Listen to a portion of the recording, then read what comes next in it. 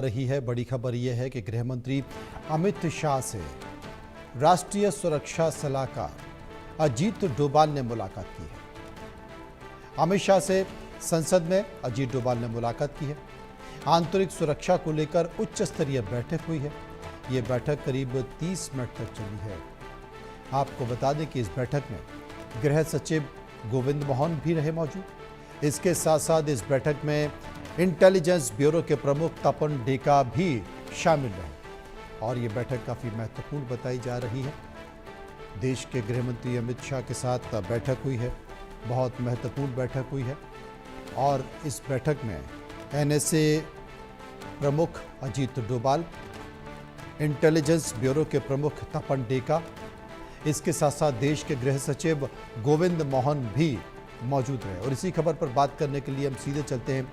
संजय शर्मा इस वक्त हमारे साथ मौजूद हैं। संजय, काफ़ी हाई प्रोफाइल ये मीटिंग मानी जा रही है। आखिर क्या इस बैठक में खास है, इसके पीछे का कारण क्या? देखिए मनोज, पिछले कुछ दिनों से गृह मंत्रालय को जिस तरीके के इनपुट मिल रहे थे, इंटेल जो मिल रहे थे, वो इंटेल इनपुट इतने खतरनाक थे कि जिस तरह से पहले से अमरनाथ यात्रा जो जारी थी, भारत सरकार को अमरनाथ यात्रा को बंद करना पड़ा, रोकना पड़ा।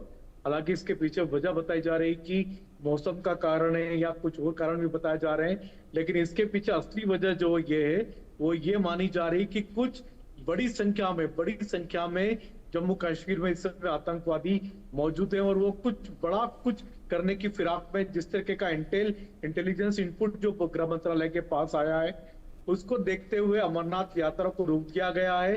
अमरनाथ यात्रा को जाने वाले यात्रियों को रोका गया है, यानी जो यात्रा पहले 9 अगस्त तक होनी थी उसको बीच में रोका गया है। इसके अलावा बड़ी बात यह कि कल जिस तरीके से 5 अगस्त है, ये वही तारीख है जिस दिन धारा 370 हटाने का काम मोदी सरकार ने, केंद्र सरकार ने किया था, उसको कल 6 साल पूरे होने जा रहे हैं। इसके अलावा सबसे बड़ी बात है कि क्या 15 अगस्त के दिन 15 अगस्त के आसपास कोई बड़ा आतंकवादी कोई हमला भारत में या भारत के भीतर कहीं हो सकता है, क्योंकि इस तरीके के कई सारे इंटेलिजेंस इनपुट आ रहे हैं जिसको देख करके गृह मंत्रालय के साथ में एनएसए अजीत डोभाल या आईबी चीफ तपन डेका सहित गृह मंत्रालय के तमाम अधिकारियों की लंबी बैठकें हुई हैं और पूरी की पूरी सिक्योरिटी को रिव्यू किया गया है।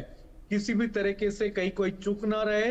ये भी कहा जा रहा है कि जम्मू कश्मीर में इस समय बड़ी संख्या में आतंकवादी मौजूद है। हमने देखा कि पिछले दिनों ही जिस दिन संसद में डिबेट शुरू हुई थी ऑपरेशन सिंदूर की, लगभग उसी दिन पहलगाम हमले के आरोपी मारे गए थे। उसी दिन पहलगाम हमले के 3 आरोपियों को मारा गया था, उनका खात्मा किया गया था। तो ये सबूत है कि कई सारे बड़ी संख्या में आतंकवादी अभी भी घाटी में मौजूद हैं और ये किसी भी बड़ी घटना को अंजाम देने की फिराक में। ऑपरेशन सिंदूर के बाद अगर ऐसी घटना फिर होती है तो क्या भारत फिर से एक बार, जैसे जिस तरह से कहा जा रहा है कि ऑपरेशन सिंदूर जारी है, ऑपरेशन सिंदूर खत्म नहीं हुआ है और आतंकवादियों के खात्मे तक ये ऑपरेशन सिंदूर जारी रहेगा, तो ये भी कहा जा रहा है। लेकिन देखना होगा कि किस तरीके की हरकतें कर सकते हैं आतंकवादी।